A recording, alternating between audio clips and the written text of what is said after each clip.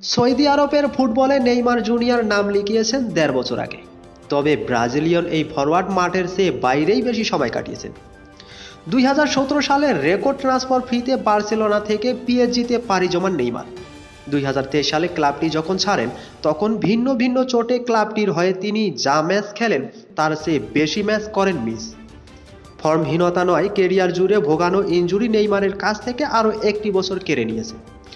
গুঞ্জন উঠেছে এমন ইনজুরি প্রবণ তারকাকে ছেড়ে দিতে যাচ্ছেন আল হিলাল।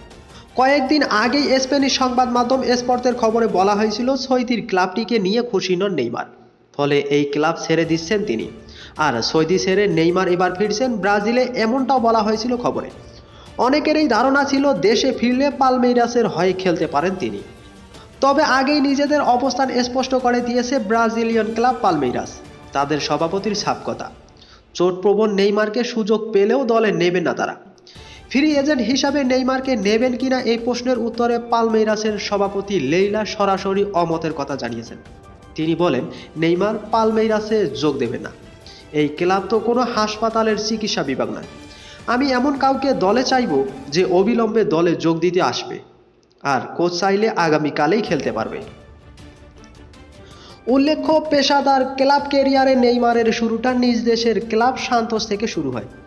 এরপর ইউরোপে পাড়ি জমান তিনি, খেলেন বার্সেলোনা ও পিএসজিতে। ইউরোপ অধ্যায় শেষ করে নেইমার এখন এশিয়াতে। আল হিলাল ক্লাবের স্কোয়াড মেম্বার তিনি।